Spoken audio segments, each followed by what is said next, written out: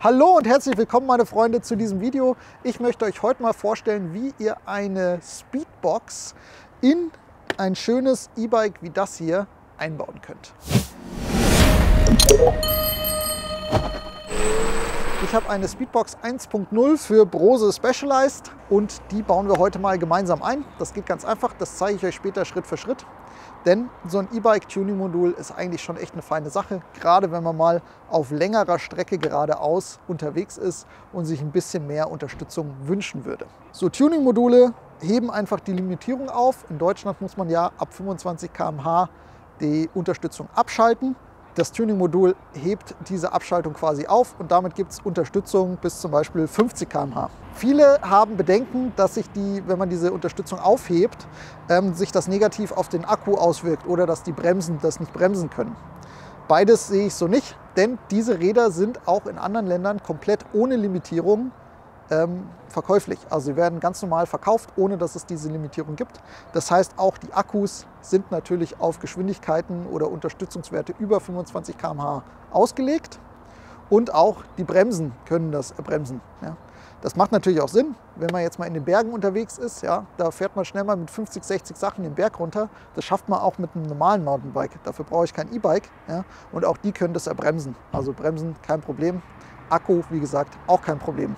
Aber natürlich, wenn ihr jetzt mit einer höheren Unterstützung permanent radelt, ja, ist der Akku natürlich schneller leer, als wenn ihr jetzt nur mit 25 km/h dahin tretet. Ja. Aber das ist einfach so, das gehört halt dazu. Das ist, wenn ich im Eco-Modus fahre, verbrauche ich auch weniger, als wenn ich im Turbo-Modus fahre. Ja. Aber an sich auf das Leben des Akkus wirkt sich das nicht aus. So, ich fahre jetzt mal eine Runde hier ums Gebäude. Wir schauen uns mal an, wie viel Unterstützung ich habe, wenn ich einfach so ganz normal vor mich hintrete. Dann bauen wir gemeinsam das Tuning-Modul ein und dann schauen wir mal uns an, wie es dann ist, wenn das Tuning-Modul verbaut ist. Wie immer natürlich schön hier, wir wollen ja sicher unterwegs sein, ja. Helm aufsetzen. So. Und dann geht's los. Bis gleich. Schwupp.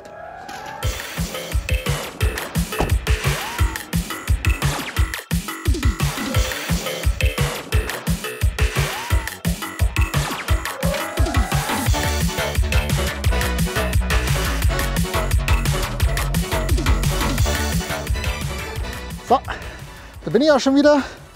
Wie zu erwarten war, bin ich jetzt einfach mit 25 km/h Unterstützung hier lang geradelt. Ja. Das heißt, Maximalgeschwindigkeit waren jetzt so 27 km/h. Bin recht entspannt getreten. Jetzt bauen wir mal das Tuning-Modul ein und dann schauen wir mal, wie es danach ausschaut. Hier haben wir jetzt das Rad mal auf die Werkbank gepackt.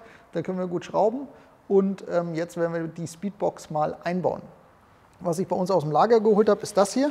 Das ist die Speedbox 1.0. Ich habe die gerade schon mal aufgemacht. Speedbox 1.0 heißt ohne App-Unterstützung. Das heißt, die hängt einfach nur quasi im Kabel drin und ist dauerhaft aktiv.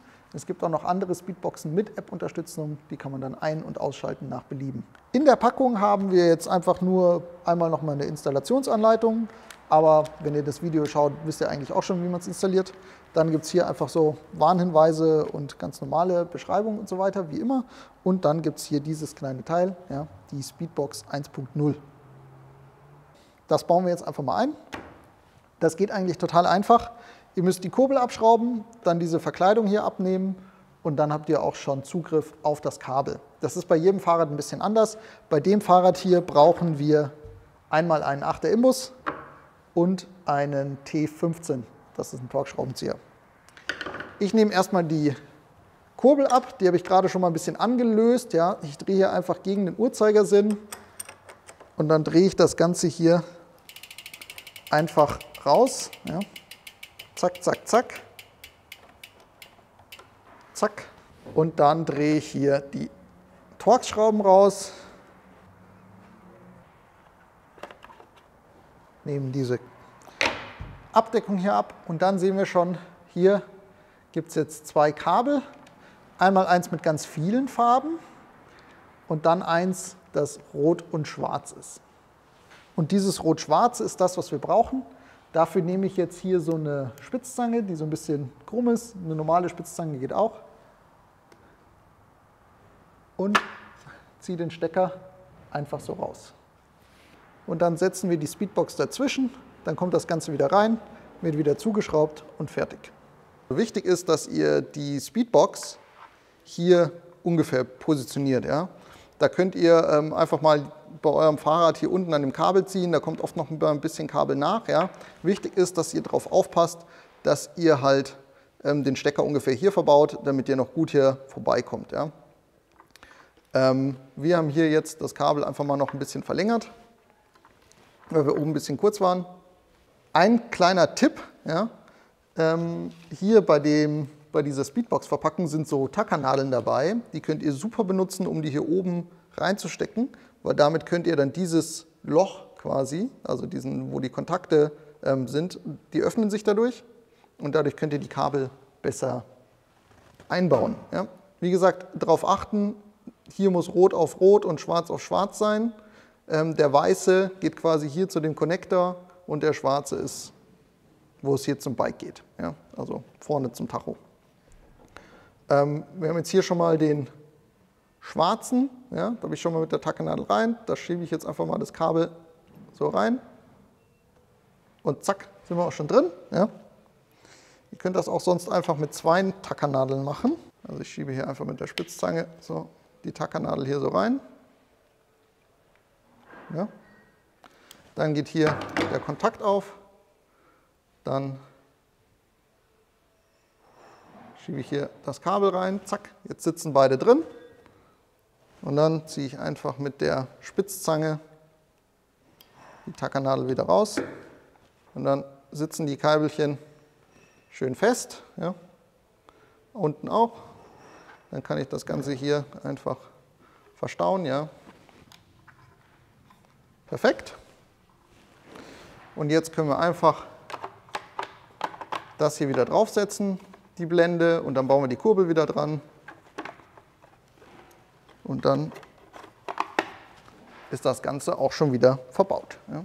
Also hier einfach wieder Schrauben drauf.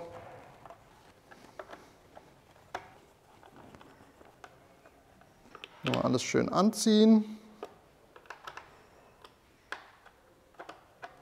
Dann die Kurbel wieder draufsetzen, da natürlich schön darauf achten, dass hier die Pedale gegensätzlich sind, nicht, dass das irgendwie krumm ist. Und dann schön mit dem Imbus anziehen. Ja.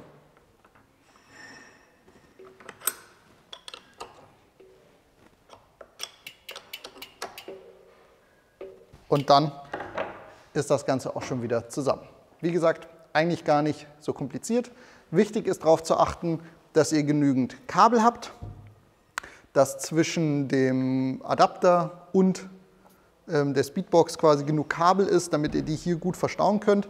Weil wenn die hier, bei dem Fahrrad war es zum Beispiel so, wenn die hier oben sitzen würde, dann könnte man die Abdeckung nicht mehr drauf bauen. Da also drauf achten. Und natürlich der kleine Lifehack, nehmt diese Tackernadeln von der Verpackung und damit könnt ihr oben schön diese Konnektoren aufspreizen, damit ihr da schön mit dem Kabel auch reinkommt. Wir nehmen jetzt das Fahrrad, gehen nochmal raus und fahren nochmal eine kleine Runde und schauen uns mal, wie sich das Ganze jetzt verändert hat.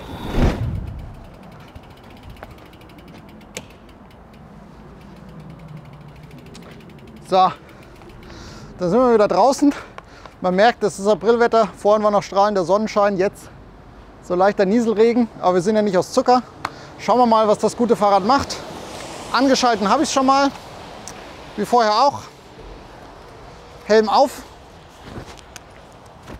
Und dann geht es jetzt einmal ums Gebäude. Bis gleich.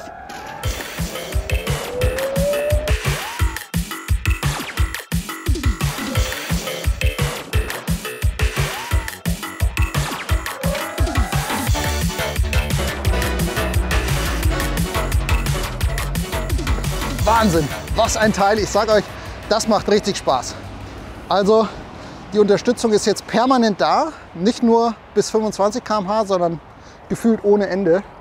Das macht schon richtig Spaß. Der Tacho zeigt jetzt natürlich nicht mehr die Originalgeschwindigkeit an. Das liegt einfach daran, dass die Speedbox das ein bisschen moduliert. Aber gut, damit kann ich leben. Ich finde, das ist ein super Teil, es macht super Spaß. Ich würde es euch auf jeden Fall auch empfehlen. Ihr habt gesehen, der Einbau ist eigentlich relativ easy. Ich verlinke euch das Produkt unten in der Videobeschreibung und ich hoffe, wir sehen uns beim nächsten Mal. Bis dahin, macht's gut. Ciao.